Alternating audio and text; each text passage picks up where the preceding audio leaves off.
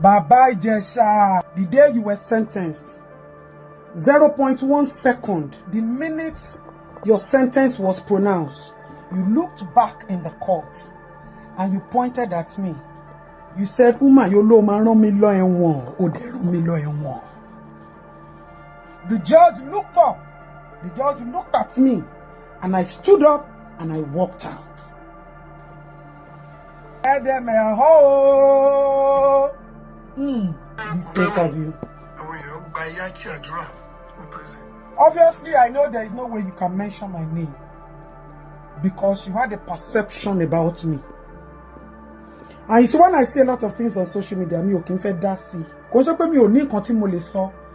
I'm not a content creator, and I don't like, all this back and forth that people will sit down, carry microphone and be talking, giving analysis, giving opinion. It's not me. That is not the reason why I am on the media space. But unfortunately, social media, aye yin ko oto ara yin ko oto. Irọ́ lẹ fi ń jẹun lẹ fi ń mu.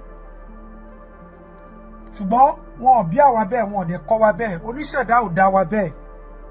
Ijesha, you should understand that there is somebody called Onípìlẹ̀. Ẹni tó ti kọ́ kí wọ́n gan tó mọ̀ kó tó wá ṣẹ. Baba Ijesha, your matter is more of a spiritual. Ogun jà ẹ́, èdì ń dì ẹ́, àṣàsí ràn ẹ́, o ò rí mú bọ́. If you are very, very smart and you are very, very intelligent, some people are very gullible. And let me assume that I am part of the gullible people. If you remember very well, the different parts that I played when your incident happened, the different parts that I played, you saw Adeton in different forms, in 3 different forms. And the day you were sentenced, remember the statement that you made. Few weeks, about a week before you came out of prison, do you remember the phone call that you made to some people? And those people said they couldn't do anything unless they contacted me, and they contacted me. Do you remember your first reaction? And do you remember the correction? Now, sorry, I don't argue with people when I say things. Do you remember at the film location, I'm retreating because of what you said. You see, I would not have said anything concerning your coming back. But the fact that you are still disrespecting the integrity and the dignity of a girl child. I always tell people that when there are situations, all of us should learn to come together. Not as individuals, because your interview obviously indicates that you have individual problems with some specific people. But I'm looking into the indebtedness of what your case is all about. Is to the girl child. And we owe every girl child the responsibility to protect them and to dignify them. Mori any location. Me o she movie rely me. Toyi was the first person. Me, you, Baba Rainbow. Baba Shaggy. Somewhere in Ajaleki Conservative, what did they call it? I can't remember. Do you remember I saw you? You greeted me and I called you. Money asise obìnrin wà lọ́wọ́ ẹ. Money o de ń lọ ẹ̀wọ̀n. So not to be alone. You see, when some of you see people like us, you think that we are mediocres or we are non-entities.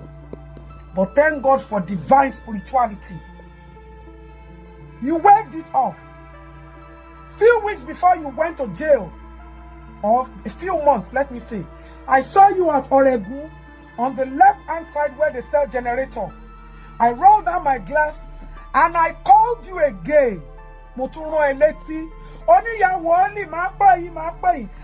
don't look for people around me, But I'm not going to make this about myself. Most of my money I do right ba ṣùgbọ́n ogun ẹ ò ṣe Ijesha dimu. Now you are talking, you are a very good talker, you are a very good mental manipulator. It's very good. That is your own gift. But I have a few questions to ask you. If you were set up to come and act a movie as a responsible man, who will ever write a script that you should be licking the fingers and the body up until you start touching a minor? What kind of script is that? Can you show us a copy of the script? How do you want, what are you trying to explain in the movie? So you as a responsible man, a father, you get to a movie location and they tell you to come and be licking the body, to come and sexualize the minor, and you went ahead and did it. Under which cameras? In a studio, in a movie scene, there is a director, there is light, there is a power, what do you call that, in continuity, and all of that. Rather, in that location, there was only a CCTV that was set up. So even if somebody, a minor, had said, so person did this to me, and they brought you because the police wanted proof, and you started to lick the finger. You see, unfortunately, a lot has happened. And I want to, as much as possible, stay away from that a lot has happened, because I don't want to come low to some levels that I had to put myself for the sake of humanity or trying to speak for the girl child. Ijesha,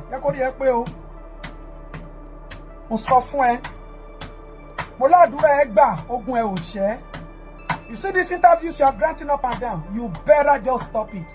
Biola, you should take that interview down. I think you should just respect the girl child and take down that video. You can archive it. You have it for future purposes. But not people should go and be viewing it. Because the more they view it, the more money you make. We all have platforms. And we all want to give everybody an opportunity. But Baba, to fight your battles with the people that you're fighting it with, whatever parties are involved. But please, don't you ever say that you did not do this, you did. Even in a movie location, the fact that you touched a minor is a criminal offense. Let us even assume that you were shooting a movie. So plus you, plus the producer, plus all of you, y'all gotta go down for that. So somebody calls you to a movie location and they tell you to be sexually assaulting a minor. And as a responsible, right-thinking person, you picked up that role and you acted it. I remember somebody asked me a very simple question that time when that issue happened. Only Baba Ijesha was dating a princess at that time. That so is not this. I said, listen, Baba Ijesha and princess are adults. So does it mean that if Baba Ijesha marries princess, Baba Ijesha cannot protect princess children? So does that give Baba Ijesha the audacity to touch princess child? Whatever two adults are doing is nobody's business. However you help yourself or you intertwine yourselves is nobody's business. The bottom line is a minor was involved. Baba Ijesha,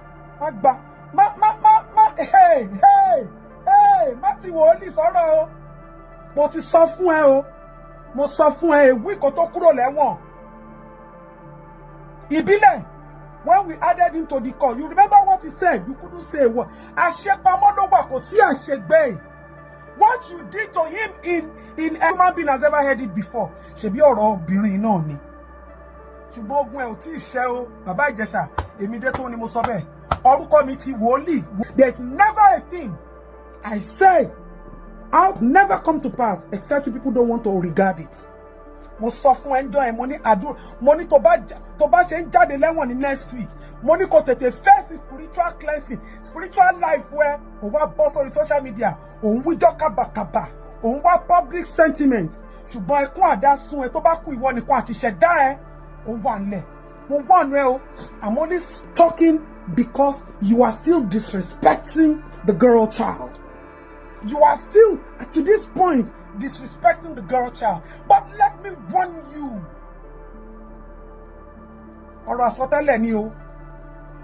I told you at a movie location, it happened. When I came to the police station, when they called me, because of the prophecy that I saw and I told you, I stood in the place of somebody who is protecting the girl child. At the location, you met me, you saw me in the capacity of a prophetess. And the day you were sentenced, on you my dead low man run me learn, what they run me learn. If you come around and one, echo le kasi oro ma jemu ni. If you had listened to the truth and you went on your knees and you reconciled and you prayed, o ma le ma ri ewon yen, o ma le ra anu gba. Ṣùgbọ́n torí pé ogun ẹ ò tí ṣe, ohun ló ṣe kábàkàbà kiri, jẹ́ kí orí ẹ kó pé, jẹ́ kí iye kó ṣí. torí mo. Ẹ káàárọ̀ Baba Ijesha. Mẹ́wọ̀ọ́láká lórúkọ tèmi. Ó ṣeé ṣe kẹ́ ẹ má mọ̀ mí.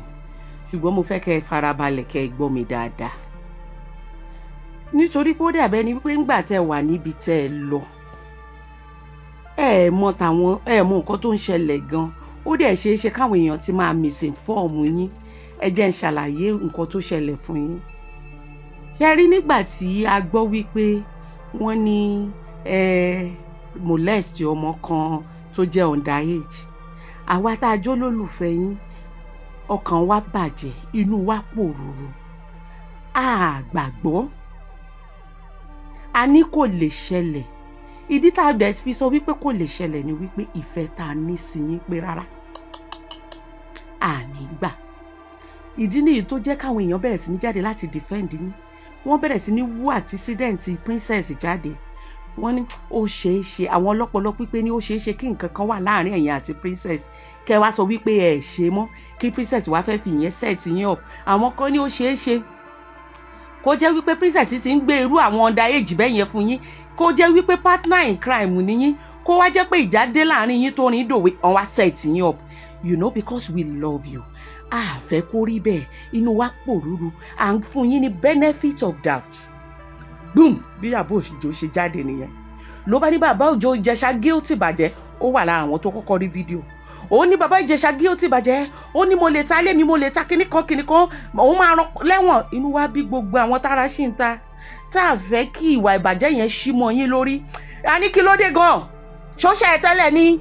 Àtọ̀ọ̀tọ̀ kọ́líìgì ni yín. A bọ́ síta, a drag Baba Ijesha. Kí ló dé tó take it personal? Ṣọwọ́ nìkan ni? Kí ló ṣẹlẹ̀? Èwo ni black bonnet ọ̀ràn? You are being emotional. Ṣé o fẹ́ kó kí lè rí ẹgan tí Baba Ijesha bá lọ sẹ́wọ̀n? Bàjà. Àwọn kan gan ṣì ń bàjà lórí ọ̀rọ̀ yẹn dọ́là. Àwọn yẹn kan ṣì kórìíra ẹ̀ lórí ọ̀rọ̀ yẹn dọ́là. Nítorí pé àwọn olólùfẹ́ yín ò fẹ́ kó rí bẹ́ẹ̀. Ṣóyé? Àmọ́ ọwọ́ wa jábọ́ nígbà tí court sentence yín. We were actually waiting for the court to discharge and accuse you. Kan dé ẹjọ́ náà kan sọ wípé wọ́n set yín up ni. Ṣùgbọ́n ṣé ẹ mọ̀ wípé court ò ń ṣe social media. Court ò ń ṣe TikTok, ò ń ṣe Facebook. Evidence, fact ni wọ́n máa ń base ìdájọ́ wọn lé lórí. Ẹnu wa wọ̀wọ̀ ojú tì wá nítorí pé a mọ̀ wípé òfin lágbára and òfin ò act lórí emotions. But àwọn controversy kan wà ńlẹ̀ tó ní kálukú bẹ̀rẹ̀ sí ní ọ̀rọ̀ wípé ó lè jẹ́ set up lóòótọ́, kó jẹ́ wípé ẹ̀yin àti princess ẹjọ́ mọ̀ sí kinní yẹn, kó jẹ́ wípé ẹ̀yin nìkan kọ́ ló yẹ kó ṣẹ̀wọ̀n, kó jẹ́ wípé ó yẹ kí princess náà wà lẹ́wọ̀n, kó jẹ́ wípé mutual agreement ni ẹ̀yin méjèèjì partner in crime ni. A sọ wípé ẹ ṣe nítorí pé látìgbà tí court ti find you guilty lójú títí àwa olólùfẹ́ yín, ibi tí mo lọ gan nìyẹn. Ṣùgbọ́n nǹkan tó wà nílẹ̀ báyìí ni pé à ń wò wípé ó ṣeé ṣe kó jẹ́ pé ẹ̀yin àti princess lẹ́jọ́ mọ̀ sí, ṣùgbọ́n ẹ̀rí tó bá fi síwájú kóòtù ní kóòtù máa gbófin lé. Ó ṣeé ṣe kó jẹ́ pé ẹ̀yin àti princess ló yẹ ká ẹjọ́ ṣẹ̀wọ̀n. Kò sẹ́ni tó sọ wípé Baba Ijesha ló rán ẹ̀yin lẹ́wọ̀n o. Baba ò ní connection láti rán anybody lẹ́wọ̀n. Tí anybody ò bá gbà kẹ́ ẹ gbà, ẹ̀yin náà fòye gbé. Tí Baba Ijesha bá ní connection àbí agbára láti rán anybody lẹ́wọ̀n, ẹ mọ àwọn tí wọ́n ń bàjà, àwọn tán jọ ń jà, ó ti yẹ kán gbàgbé gbogbo wọn sẹ́wọ̀n kan ti rot lẹ́wọ̀n. She doesn't have the connection. Emotion tó fi dá sọ̀rọ̀ yín, tó fi dá sọ̀rọ̀ Baba Ijesha ni àwọn èèyàn fi hàn pọ́nkán tó fi dá tiẹ̀. Kò sí níbi tán ti set yín up. Kì í ṣọ̀rẹ́ princess láti ilẹ̀. Princess ọ̀hún gan wá fojú ẹ̀ gbolẹ̀ tó lóun ò pé sọ̀rọ̀. Ìjà ló gbẹ̀yìn ọ̀rọ̀ wọn. Ó kàn gbé kan rí ni nǹkan tí àwọn Nigerians tán fi sọ di tiẹ̀ nìyẹn. Mo ṣàlàyé fún yín ni o. So gbogbo ìtàn wípé ẹ ṣe babysitter Festus àti Priscilla nígbà tán wà ní 1791 ìyẹn ò yẹ kó wáyé nínú podcast Bíọ́lá rárá. Do not try to look for pity by destroying others. Àti drag here enough. In fact, àwọn kan sì kórìíra ẹ̀ lọ́wọ́lọ́wọ́ lórí nǹkan tó sọ ń gbà yẹn. Àwọn kan sì ń bàjà lọ́wọ́lọ́wọ́ lórí nǹkan tó sọ ń gbà yẹn. So but Nigerians are not stupid. Nǹkan tí mo fẹ́ kẹ́ mọ̀ nìyẹn. Bá a ṣe máa ń pawọ́pọ̀ báyàn jà tó, a ní common sense alọ́pọlọ. Nigerians will not because of that. Torí pé ẹ̀ wá pity party kan wá tún wá padà àti bàjà tó. Àwọn tó máa kórìíra ẹ̀ ti kórìíra ẹ̀ tó. Tí wá ní padà wá máa pariwo pé kìnìkan yín ní kẹ́ show wípé ẹ wà remorseful pẹ̀lú ibi tẹ́ ẹ lọ. Ẹ̀yin ní kẹ́ tọrọ àforíjì lọ́wọ́ àwọn olólùfẹ́ yín for disappointing them. Ẹ̀yin ní kẹ́ move on. Káwọn èèyàn ṣàánú yín. Tó bá jẹ́ ìlú tó lajú ni. Tó bá jẹ́ ìlú tí ó nífọ̀n tó ní èkánná, ìlú tó lajú, ìlú tó fi wà ní. Baba Ijesha ẹ̀ ní lè ṣe nǹkan kan mọ́ lórílẹ̀-èdè yẹn. Because bí mo bóyá mo because ó wà lẹ́wọ̀n dọ́là. R. Kelly ó wà lẹ́wọ̀n dọ́là. Based on nǹkan tó gbẹ̀yìn náà lọ sẹ́wọ̀n ni. So there's nothing. Ìka tó bá ṣe ẹ̀ bá máa gé ni. Ẹ má tún lọ fẹnu kọ́. Ẹ má tún jẹ́ kí podcast àti interview tí yín sọ̀rọ̀. Ṣé ẹ tún fẹ́ bẹ̀rẹ̀ wàhálà mi? Ẹ tún fẹ́ kàn gbé yín fún defamation or cyber stalking? Orí social media náà làwọn èèyàn ti máa pariwo free Baba Ijesha, kò sẹ́ni tó máa bá. Àbí ta ló bá yín débẹ̀ ńgbà yẹn? Ta ló bá yín ṣẹ̀wọ̀n ńgbà yẹn? Baba Ijesha, ẹ jókòó yín jẹ́. Ẹ tọrọ àforíjì lọ́wọ́ àwọn olólùfẹ́ yín. Tẹ́ bá nílò ìrànlọ́wọ́ ẹ sọ̀rọ̀ hóhà wípé ẹ nílò ìrànlọ́wọ́, àwọn olólùfẹ́ yín á ṣàánú yín. Ẹ má tún kó bára yín. Àní ìwọ náà Bíọ́lá oní podcast sọnù mi tí ì ní sọ̀rọ̀ ó jẹ́ sọ̀rọ̀ ẹ̀. Bíọ́lá ṣé o mọ̀ wípé ẹnu ti ń kùn ẹ́ tẹ́lẹ̀ rọra mi ì ní sọ jù bẹ́ẹ̀ lọ. Okay, very quickly. Ṣé ti rí ọ̀rọ̀ Baba Ijesha bí ó lọ sí orí platform Biola Adebayo láti lọ grant interview yìí. Mi kọ́kọ́ fẹ́ sọ̀rọ̀ sí, but mo wá rí pé different people ni wọ́n ti ń gbé ní online. Wọ́n wá ń jà rìn káàkiri.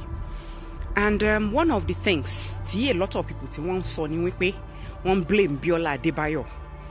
Blaming her because wọ́n feel pé kí ló dé tó fi allow Baba Ijesha kó wá sórí platform ẹ̀ after tó jáde kúrò lẹ́wọ̀n láti wá grant interview.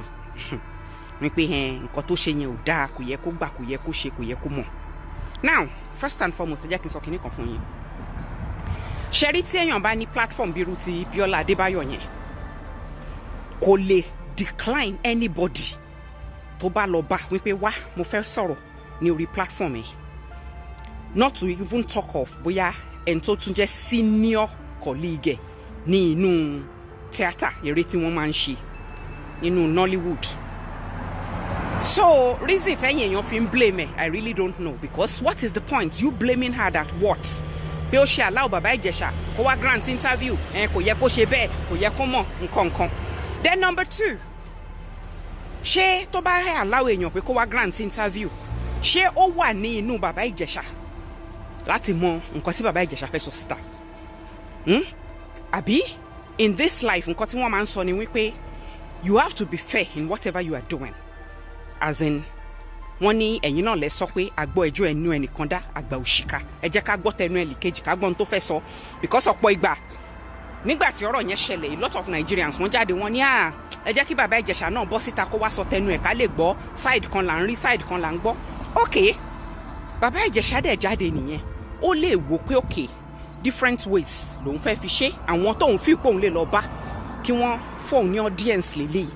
So níbo ni Biola, níbo ló ti jẹ̀bi nínú ìyẹn tó fi wá di pé wọ́n máa blame ẹ̀ pé ó ṣe allow Baba Ijesha? Àbí ṣé òun ló ń sọ̀rọ̀ sí Baba Ijesha lẹ́nu ni? Kò sọ̀rọ̀ sí lẹ́nu náà, ó kàn béèrè question ni Baba Ijesha dẹ̀ ń dáhùn.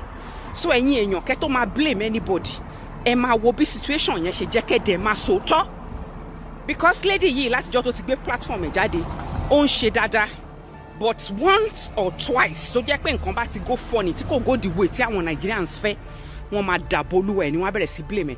Ìgbà tó gbé Bíọ́lá Òkè wá síbẹ̀ náà ẹ̀ blame ẹ̀ pé ó ṣe máa gbéyàn wá tó wá ń tọrọ owó tó ń ṣe tó mọ̀, bọ́ ẹjọ́ tó ti ń help àwọn èèyàn, tó lọ mú ọmọ wá láti Libya, tó ti ṣe different ones tó jẹ́ pé ẹ̀yin Nigerians ẹ̀ like ẹ̀ sọ pé ó ṣe ń gbà yẹn. I don't know why tó jẹ́ pé Nigerians, a lot of you people bẹ́ẹ̀ ṣe máa ń rorí, ó máa ń wà very very shocking. it's like kan gbẹ̀yàn lọ sí orí major kìíní sìn kó lọ ṣe interview kẹ́ máa blame ẹni yẹn pé ó ṣe jẹ́ kó wá ṣe. You don't do that. And when it comes to Baba Ijesha, the truth of the matter is, nígbà míì, òun náà lè fi pé bóyá tóun bá bọ́ sí online, tóun fúnra òun ṣe, ó lè máa go far bóun ṣe fẹ́ ló ṣe bọ́ síta lórí platform Bíọ́lá. So ẹ jọ̀ọ́ ẹ jẹ́ ká fi Abíọ́lá Adébáyọ̀ sílẹ̀ kó máa bá iṣẹ́ dáadáa ẹ̀ tó ń ṣe lọ, because tẹ́ ẹ bá ti wà léèyàn láyà jù ní Nàìjíríà yẹn ń gbà mí ẹ kó láyà jẹ ẹ jẹ́ kó feel bíi pé nǹkan burúkú ló ń ṣe, whereas kò sí nǹkan kan tó ṣe tó wrong as far as I am concerned. I'm telling you, kò sí nǹkan kan tó ṣe tó wrong nípa pé ó gbé Baba Ijesha síta. Now to you all, it's left to you. Nǹkan tí Baba Ijesha sọ bẹ́ẹ̀ ṣe fẹ́ perceive ẹ̀ kò sí. ẹ jẹ́ kí n sọ kíní kan fún yín. ṣẹ́rí kí èèyàn kó wé àwíjàre láti èní di ọ̀la, ẹni tó máa believe a believe, ẹni tí ò ní believe ò ní believe. Do you understand it? Side of story tiẹ̀ ló ti bọ́ síta tó sọ yẹn. ẹ̀yin tẹ́ bá fẹ́ gbàgbọ́ ẹ gbàgbọ́, ẹ̀yin tẹ́ bá fẹ́ gbàgbọ́ ẹ fi sílẹ̀, but ẹ má ro òpó ẹ̀ mọ́ Abíọ́lá Adébáyọ̀ lọ́rùn. Do you understand? ẹ má ro òpó ẹ̀ mọ́ Abíọ́lá Adébáyọ̀ lọ́rùn. And right now, personally, advice tèmi máa fún Baba Ijesha ni pé as it stands, à ń grant interview ni o, à ń ṣègbà ni o, à ń ṣàwo ni o, kó jẹ́ kó mọ̀ ń bẹ̀. Because téèyàn bá ti rí ilé ẹkùn báyìí tó wọbẹ̀ tó dẹ̀ jáde láyọ̀ àtàlàáfíà, ọpẹ́ dẹ̀ ló yẹ kó dá.